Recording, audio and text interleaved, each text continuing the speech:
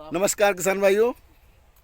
अभी हम अपने 60-65 दिन के आलू में NPK 05234 जो लगाते हैं, हम यहाँ पर 06040 लाए हैं, उसका स्प्रे करेंगे। इसके साथ फंगीसाइड के रूप में मैंकोजेब कार्बेंडाजिम का कॉम्बिनेशन है हमारे पास में, और इसके साथ हम 100 ग्राम प्रति एकड़ का करीब कॉपर का घोल रहा है। साथ में है बोरॉन 150 ग्राम प्रति एकड़ इसमें देनी चाहिए शुरुआत के दिनों में। लास्ट में 200 ग्राम इसको ले सकते हैं। पानी की मात्रा ज़्यादा होनी चाहिए। पानी की मात्रा अगर बोरॉन में आपने कम ले ली तो पौधों के जलने के चांस रहते हैं। अभी मैं आपको एक जार टेस्ट करके दिखाऊंगा इस पारदर्शी पात्र में। सबसे पहले हम इसमें मैंकोजेब डालते हैं, उसमें से मैंकोजेब प्लस कार्बेंडाजिम का ये घोल है, और इससे डिब्बे में से किसी एक जाए, थोड़ा सा डालना इसमें। बस ये हमने इसकी मात्रा ली है। ये है अभी केवल मैंकोजेब और कार्बेंडाजिम का घोल। अब इसमें मिला देते हैं ये कॉपर ऑक्सीक्लोराइड। ये कॉपर ऑक्सीक्लोराइड का घोल हमने इसमें थोड़ा सा मिला दिया बराबर मात्रा में। देखिए अभी कोई रिएक्शन नहीं है। इसके अलावा अब इसमें हम बोरॉन डालते हैं। बोरॉन दीजिए, थोड़ा सा हमने बोरॉन मिला दिया इसमें। अभी भी कोई रिएक्शन नहीं है। अब इसको तुम उधर काम करो, और तो कुछ रहा नहीं इसमें। ये इसमें 3 चीज़ें मिली हुई हैं, लेकिन कोई रिएक्शन नहीं है, कोई कलर में चेंज नहीं आया, और किसी प्रकार का घोल अभी फटा नहीं है। इसको रखा भी हमने पहले हम कर चुके हैं, लेकिन आपको लाइव दिखाने के लिए ये सब किया है। अब हम इसमें ये NPK 6040 इसको डाल देते हैं। थोड़ा सा घोल में कम कर लेता हूँ इसमें से।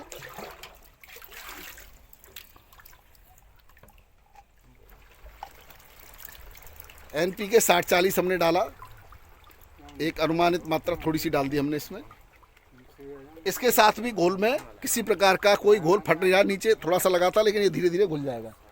एक लकड़ी दे रहा हूँ, बस छोटा सा कुछ भी दे दो इसको घोलने के लिए। ये है, मिल गई। इसको अच्छी तरह से हम घोल देते हैं ऐसे करके। किसी प्रकार का घोल में कोई फटा नहीं है।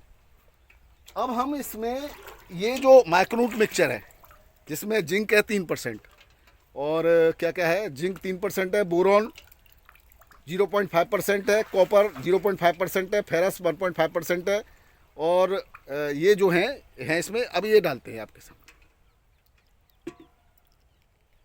जैसे ये डाला, इसमें रिएक्शन शुरू हो गई है। ऊपर से ही रिएक्शन दिखाई दे रही है, ये शुरू हो गई ऊपर। इसके अंदर ऊपर देखिए झाग से बनने लग गए। अभी मैं दे रहा हूँ इसको, 1 सेकंड हो जाए। ये झाग बन गए, ये घोल फट गया है, और अभी मैं आपको थोड़ी देर में दिखाता हूँ इसमें करके। इसको उसमें डाल दो, पहले इसमें डाल दो। ये घोल फट गया है पूरी तरह से। देखिए ये प्रेसिपिटेशन ऊपर आ गया है। ये प्रेसिपिटेशन वो मुझे दे दो। ये प्रेसिपिटेशन इसके ऊपर में डालता हूँ। ये देखिए, ये अलग, ये देखिए किस तरह से ऊपर आ गया है, और नीचे पूरा घोल फट गया है। ये पूरा घोल ये फट चुका है। तो ये इस तरह से हम इसका प्रयोग दोनों का नहीं कर सकते, इसलिए हमने इसमें से माइक्रोन्यूट मिक्सचर जो जिंक है जिसके अंदर, इसको हटा दिया। इसको अब स्प्रे इसके साथ लगा के नहीं कर रहे, और न करना चाहिए। आप लोगों को सुरक्षित स्प्रे करिए, क्योंकि बाद में जाकर इन दोनों का ही असर समाप्त हो जाएगा। इसलिए सिर्फ 06040 का स्प्रे हो रहा है इसमें। माइक्रोन्यूट मिक्सचर हम NPK 0050 के साथ कर सकते हैं, तब करेंगे, वो हम कर चुके हैं। नमस्कार। आप हमारे पीछे देख रहे हो, ये जो फसल है वो करीब 60-62 दिन की है। ये अभी 55-58 दिन की है।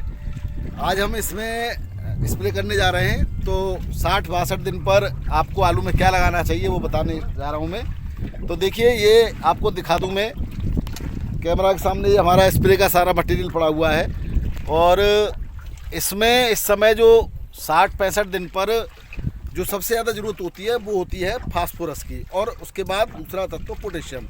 तो यहाँ पर हम कौन कौन से चीज़ें लगा रहे हैं उसको जानने के लिए मैं आपको बता दूं। सबसे पहले किसान भाइयों, ये आपके सामने जो NPK 05234 हम लगाते थे, जिसमें 52% फास्फोरस होता था और 34% पोटेशियम, उसके बजाय ये एक नया प्रोडक्ट आया है यूनिफर्ट के नाम से। और इसमें जो NPK है वो 0-0-60-40, यानी कि इसके अंदर 60% फास्फोरस है और 40% है इसके अंदर पोटेशियम।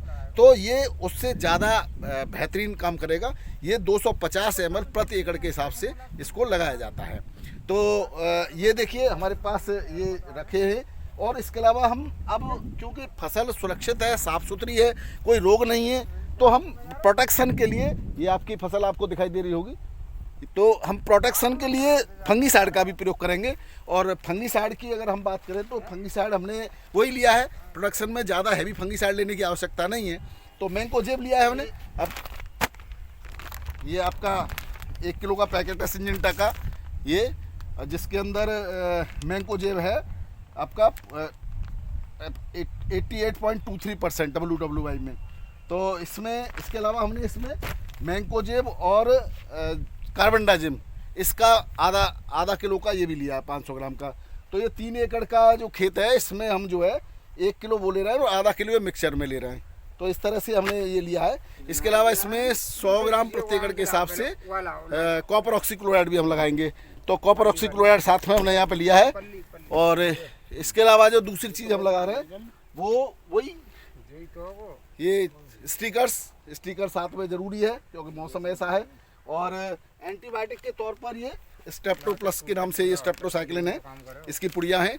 और ये पुड़िया 2 पुड़िया प्रति एकड़ के हिसाब से यूज करते हैं और भी नीचे रखी है। तो इन पुड़ियाओं का प्रयोग कर रहे हैं और ये आप भी लोग कर सकते हो। 60-65 दिन पर बहुत बेहतरीन रहता है। और आलू की फसल में तो कोई दिक्कत है ही नहीं।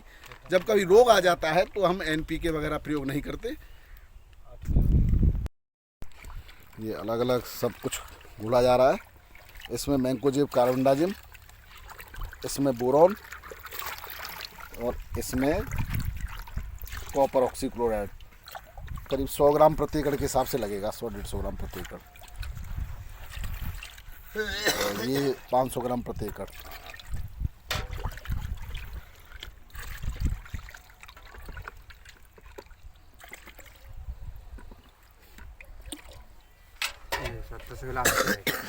ठीक है, ये कॉपर। सबसे पहले टंकी में पानी भरना चाहिए, आधी टंकी। उसके बाद सॉलिड बेस जो पाउडर हैं WP फॉर्म में आते हैं, वो आपका मैंकोजेब और कॉपर ऑक्सीक्लोराइड, ये दोनों ही WP हैं, वेटेबल पाउडर फॉर्म में हैं।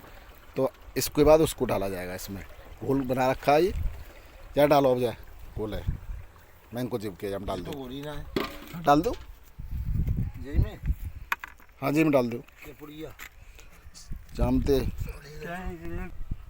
2 गिलास मैंकोजेब, इसमें वेटेड पाउडर ये डालना है।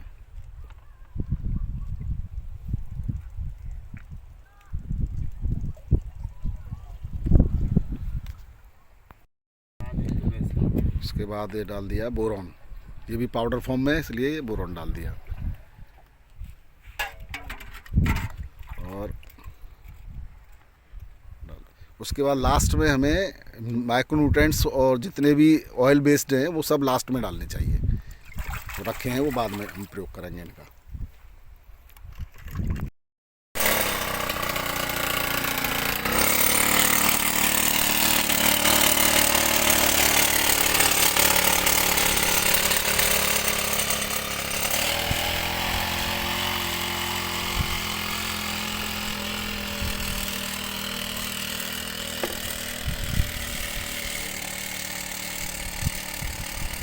ये चल रहा है माइक्रोन्यूट्रिएंट का स्प्रे।